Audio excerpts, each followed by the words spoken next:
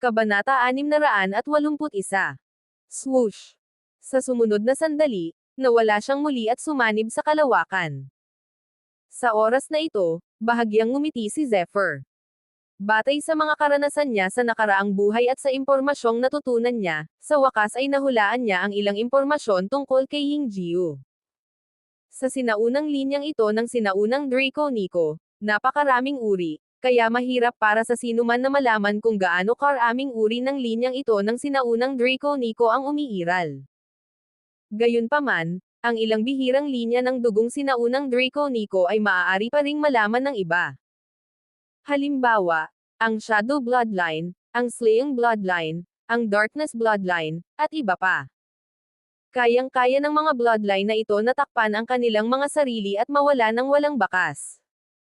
Ayon sa obserbasyon ni Zephyr, ang bloodline ni Yingjiu ay dapat na Dark Shadow Bloodline. Ang linya ng dugong Dark Shadow ay isang walang kapantay na nakakatakot na linya ng dugo. Ang nakakatakot na katangian nito ay hindi dahil sa nakakagulat na mapanirang kapangyarihan ng linyang ito, kundi dahil sa taglay nitong katangian. Halos perpektong maitago ito sa kalawakan at sumanib sa buong espasyo, na bumubuo ng halos hindi nakikitang posterya. Ganito nga ang nangyari. Ang sinaunang draconic bloodline na ito ay kinatatakutan din ng hindi mabilang na mga martial artist. Total, walang sino man ang may gusto na may lumitaw na parang multo sa paligid niya at saksakin siya kapag hindi siya nagbabantay. Masasabing ang pagkakaroon ng Dark Shadow Bloodline ang pinakamahusay na sandata para sa mga mamamatay tao. Sa kasaysayan, ang ilang mga taong may Dark Shadow Bloodline ay naging mga nangungunang mamamatay tao. Umihip ang umihip. Muling nakita ng Evil Breaking Eye ang daanan ng kanyang kalaban. Walang pag-aalinlangan, ikinumpas muli nito ang Zephyr nito. Lumipad pataas ang kanyang mahabang roba, at ang Spirit-Breaking Sword Palm ay patuloy na lumikha ng mahigit 12 simpleng bakas ng palad. Klang! Nagkaroon ng sunod-sunod na banggaan. Muling lumitaw ang figure ni Yingjiu. Gayunpaman, sa oras na ito, mayroon siyang nakakatakot na ekspresyon sa kanyang mukha. Sa wakas ay natiyak na niya na ang kanyang pagiging invisible ay natagos ng lalaking nasa harap niya. Sa simula pa lang, nakaramdam na si Yingjiu ng hindi maipaliwanag na presyon mula kay Zephyr, kaya hindi pa talaga siya gumamit ng killing move. Hindi niya inaasahan na ganito pala kay Toto ang kanyang kinatatakutan. Nakikita mo ba ang aking nakikita? Gayunpaman, hindi maiwasan ni Yingjiu na magtanong. Kung tama ang hula ko, dapat ay minana mo ang Ancient Draconic Bloodline, at ang Ancient Draconic Bloodline na ito ay dapat na ang Dark Shadow Bloodline. Magaan na sabi ni Zephyr. Hindi ko inaasahan na makikita mo talaga ang tunay kong nararamdaman. Bahagyang tinaas ni Yingjiu ang kanyang mga kilay. May dalawang mala-dragon na pangil ng elepante dito. Sa tingin ko ay hindi na kailangan para sa atin na magkompetensya. Total, lahat naman ng bagay dito ay hindi alam. Mas makabubuti kung makakatipid ka. Habang nakatingin kay Yingjiu, muling nagsalita si Zephyr. Sa oras na ito, kahit tila may kalamangan si Zephyr, sa katunayan, napakalinaw ni Zephyr na ang magkabilang panig ay hindi gumagamit ng totoong mga mamamatay tao. Ngayon lang, pampainit pa lang ito. Kung ganoon lang talaga kasimple ang bloodline ng Dark Shadow, kung gayon sa sinaunang kasaysayan, napakaraming eksperto ang hindi matatakot dito. Matalim na tiningnan ni Yingjiu si Zephyr. Kahit na ang binata sa harap niya ay nasa level 6 agility pa lamang, pakiramdam niya ay hindi simple ang lalaking ito. Bilang kahalili ng Dark Shadow Bloodline, si Yingjiu ay palaging may tiwala sa kanyang intuition. Matapos maghiwalay ang dalawang pangil ng Dragon-esque Elephant, sinabi ni Yingjiu kay Zephyr sa paos na boses. Yingjiu. Ngumiti si Zephyr at sinabing. Zephyr. Kabanata 682. Sword Palm na nakakasira ng espiritu. Flash Shining. Kasabay ng isang mahabang ungol, ibinuka ni Zephyr ang kanyang palad, at ang enerhiyang talon sa buong kalangitan ay sumugod patungo sa kanya, agad na nakapalibot sa isang figure. Buzz! Ang kakaibang katangian ng Spirit Breaking Sword Palm ay agad na sumairas sa body protection true energy na nakapalibot sa figure. Ang nakapangangilabot na enerhiyang may talam, kasama ang aura ng kamatayan, ay direktang pumutol sa sigla ng kalaban. Whir! Bumagsak ang kanyang figure. Sumanghap si Zephyr ng mabahong hangin. Nang makita ang bangkay na nakahandusay sa lupa, walang kakaiba sa kanyang mukha. Ito ang ikatlong agility expert na napatay niya. Pagkatapos magpaalam kay Yingjiu, nagpatuloy si Zephyr sa pagsulong. Sa kanyang paglalakbay, mas marami pa siyang nakilalang mga martial artist. Maraming martial artist ang piniling lumaban sa isang level 6 agility martial artist. Siyempre, sigurado ang resulta. Ang kanilang buhay ay binawi ni Zephyr. Sigurado ka bang nandito yan? Matapos makuha ang lahat ng natamo ng level 9 agility expert na ito, hindi napigilan ni Zephyr na tumingin sa meatbun na hawak niya ng may itim na mukha. Meow! Mabilis na ikinumpas ni Meatbun ang maliliit nitong kuko, na tila sigurado na. Gayunpaman, ang kumikislap nitong mga matang parang pusa ay lalong nagpahinala kay Zephyr. Palagi niyang nararamdaman na tila sinusubukan ng lalaking ito na makakuha ng mas maraming spiritual stones, at palagi nitong itinuturo ang maling paraan. Patayin. Golden Tiger Roar. 10,000 bagyo ng lason. Habang nag-iisip pa rin si Zephyr, sunod-sunod na tunog ng pagpatay ang nagmula sa isang direksyon at narinig ang mga ito. Biglang lumiwanag ang mukha ni Zephyr. Mabilis na tumatakbo ang flash shining. Sa isang iglap, nawala si Zephyr. Rumble. Sa isang napakalaking sipi, 5 figure ang mabilis na kumislap at sumipa palabas na may nakakatakot na tunay na enerhiya. Kasabay ng lumilipad na ulan ng dugo, agad na natapos ang labanan. Ang kanilang mga kalaban ay isang grupo ng mababanggas na itim na halimaw. Sila ay napakabilis, na may matutulis na balahibo sa buong katawan. Habang sila ay umuungal, ang mga matutulis na balahibong ito ay lumilipad na parang matatalas na espada. Nakakakilabot. Gayunpaman, ang lakas ng 5 taong ito ay talagang pambihira, at sila ay perpektong nagtulungan. Maya-maya, nang tadtere ng isa sa kanila ang huling halimaw, muling tumahimik ang lugar. Sa liwanag ng daanan, naging malinaw ang anyo ng 5 taong ito. Si Feng Kenyon iyon at ang 4 na iba pa. Sa wakas ay makakahinga na ako ng maluwag matapos ko siyang patayin ng tuluyan. Kumusta na kaya si Junior Brother Kan? Huminga ng malalim si Feng Kenyon at dahan-daang nagsalita. Salamat sa ideya mo, Senior Brother Feng. Ayos lang ako. Pagkarinig pa lang ng boses ni Feng Kenyon, isang malinaw na boses ang narinig. Si Zephyr Kan iyon.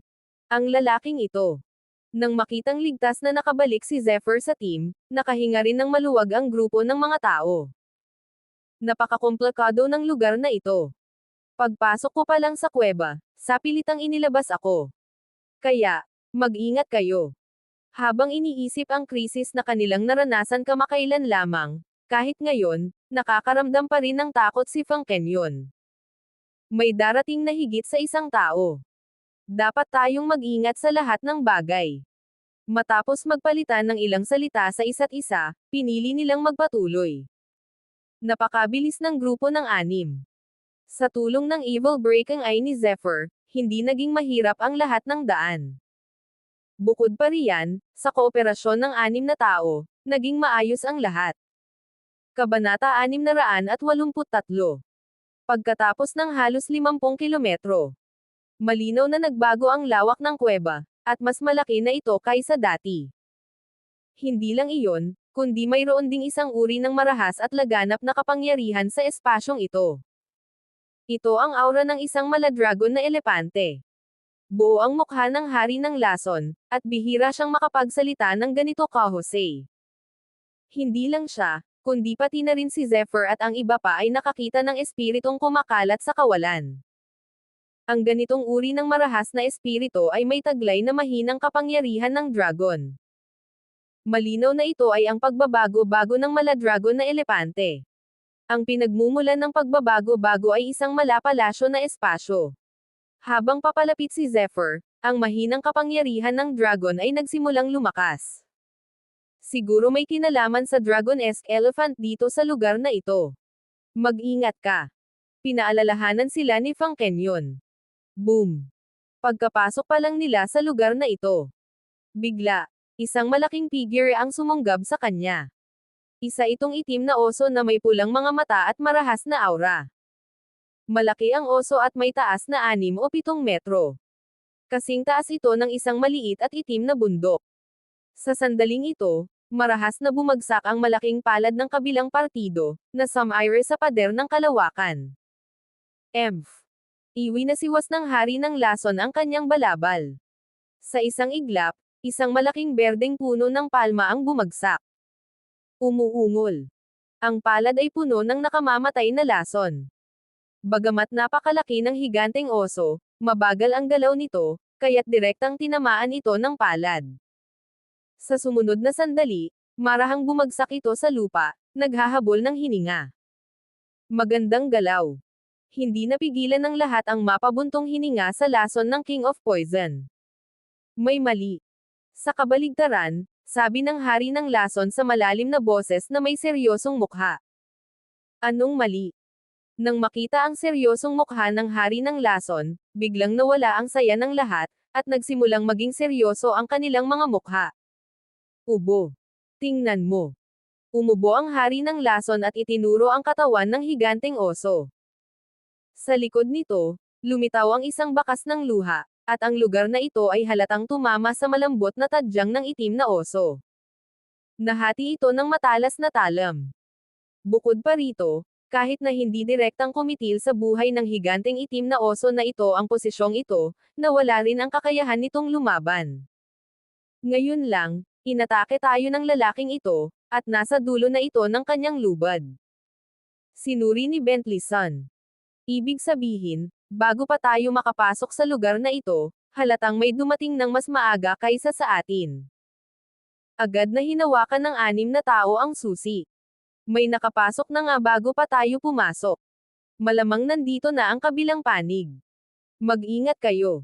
Pinaalalahanan ng lahat ang isa't isa. Swoosh! Ginamit ni Zephyr ang Spirit Breaking Sword Palm upang mabilis na durugan ang isang giant rock beast. Ito ay lubhang kakaiba at may kamangha-manghang kapangyarihang depensa. Maaaring hindi ito kayang basagin ng isang simpleng divine weapon. Gayunpaman, ang Spirit Breaking Sword Palm ni Zephyr ay mayroong espesyal na mapanirang katangian, na madaling magdulot ng matinding epekto sa tunay na enerhiya at depensa ng katawan. Kaya naman, hindi ito malaking bagay para sa giant rock beast. Bagamat walang pakialam si Zephyr, hindi ibig sabihin nito ay walang ibang nagpakita ng anumang reaksyon. Lalo na ang ginawa ni Zephyr na pagpatay sa rock beast, hindi napigilan ng lahat na maantig. Ang lalaking ito. Sabi ni Fang Kenyon nang may mapang asar ng ngiti. Kabanata 684. Hindi bihira ang mga higanteng halimaw sa bato sa labas ng mundo. Bagamat hindi sila mababanggas na halimaw, ang kanilang depensa ay mas nakakatakot kaysa sa maraming mababanggas na halimaw sa ika-4 na antas. Dati, itinuturing niya si Zephyr bilang isang ordinaryong level 6 agility martial artist, ngunit ngayon, unti-unti na niyang itinuturing si Zephyr Khan bilang isang martial artist na kapantay niya. Level 6 Lixi. 2 sinag ng liwanag. Kalokohan. Kahit ang karaniwang kalmadong si Zuan o Janchong ay hindi napigil ang kibitin ang sulok ng kanyang bibig. Nagpatuloy sila sa paglakad. Sa daan, nakapatay sila ng ilang nilalang.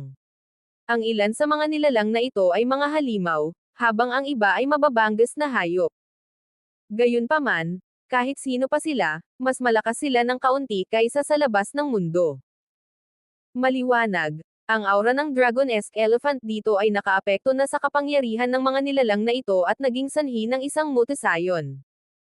Habang naglalakbay, silang 6 ay nagtulungan ng husto, kaya hindi sila nakaranas ng anumang panganib. Ngunit ngayon, nagsimula silang mag-alangan. Ito ay dahil isang malaking ilog ang lumitaw sa kanilang harapan. Napakatahimik ng ilog na ito at walang anumang alon. Gayunpaman, Ang katahimikang ito ay naging dahilan upang hindi mapakalma ng lahat. May mali siguro sa mga bagay-bagay. Swoosh! Bahagyang gumalaw ang roba ni Goyan. Pagkatapos, isang bali na buto ng halimaw ang mabilis niyang itinapon. Sizzle-sizzle. Ang buto ng halimaw ay kasing tigas ng isang matalas na sandata, ngunit sa sandaling pumasok ito sa ilog, isang alon ng pagkabulok ang mabilis na lumitaw. Sa sumunod na sandali, ang buto ng halimaw ay natunaw at naging likido. Pakiramdam. Nang makita ito, napabuntong hininga ang lahat. Sa himpapawid lang tayo lumipad. Sabi ni Zuan Chenchong sa malalim na boses. Hindi naman. Dahan daw ang sabi ni Zephyr. Pagkatapos ay pumulot siya ng buto ng halimaw sa tagiliran. Swoosh! Kasabay ng pag-agos ng tunay na enerhiya, mabilis na sumabog ang buto ng halimaw na parang palaso. Gayunpaman, mga 100 metro ang layo, biglang tumigil ang buto ng halimaw at bumagsak pababa. Ito ba? Nang makita ito, lahat ng naroon ay napabuntong hininga. Malinaw na mayroong kakaibang kapangyarihan sa ilog, na sapat ang lakas upang lumunin ang lahat ng nasa ibabaw ng ilog sa isang iglap, na parang isang magnet ang tumama sa isang magnet at hindi makatakas. Nakakatakot ang kapangyarihang lumalamon sa loob. Kung nasa himpapawid tayo, baka nasa panganib tayo. Lalong naging seryoso ang mga mukha ng lahat. Kung hindi lang dahil sa natuklasan ito ni Zephyr, baka natama na sila nito noong sila na ang tumayo sa ere. Mukhang mga barkong pandigma lang ang maaasahan natin. Nag-aatubiling sabi ni Fang Kenyon. Ang barkong pandigma na ito ay paulit-ulit na inatake, kaya hindi na ito maayos sa tamang oras. Kung gagamitin itong muli, maaaring hindi na ito maayos muli. Swoosh! Isang ideya ang biglang pumasok sa isip ni Fang Kenyon. Unti-unting lumitaw ang barkong pandigma. Hey, sa pagkakataong ito, ang mga benepisyong natanggap ko ay higit pa sa isang barkong pandigma. Tara na. Boom! Lumipad palabas ang barkong pandigma. Mabilis nang sumusulong sina Zephyr at ang iba pasakay ng mga barkong pandigma. Klang! Sa sandaling pumasok ang barkong pandigma sa kalangitan sa ibabaw ng mahabang ilog, isang napakalaking puwersang mananakop ang nagsimulang mabuo. Whir! Mabilis na nabuo ang isang vortex sa ilog. Ang napakalaking kapangyarihan ng paglalamon ay tumaas din. Kabanata 685.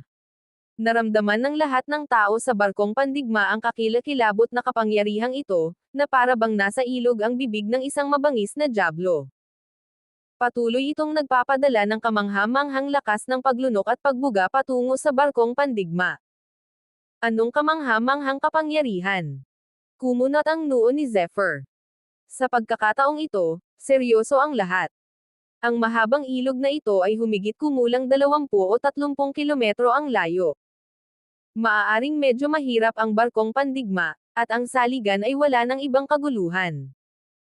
Ay hindi.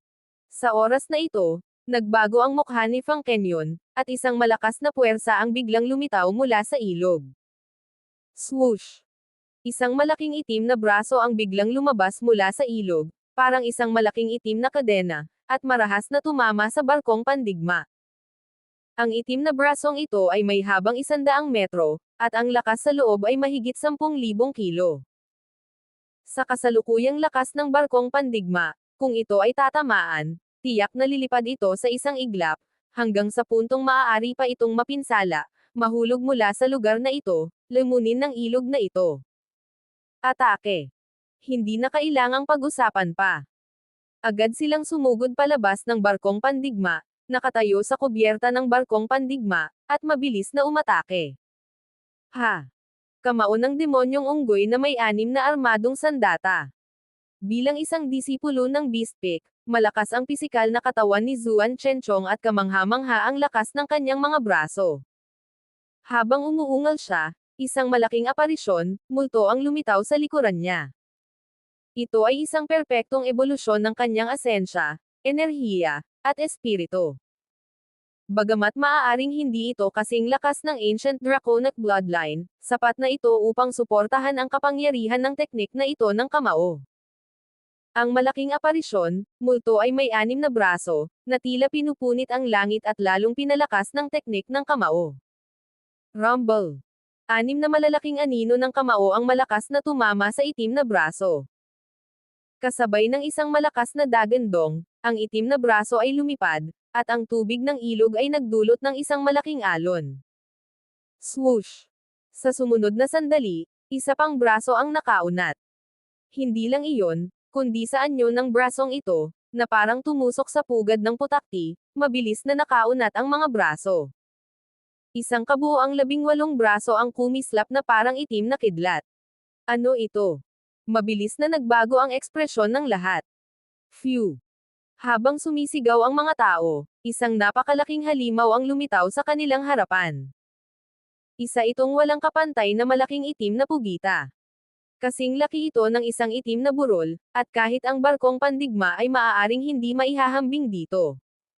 Sa sandaling ito, naging malinaw ang 18 itim na braso.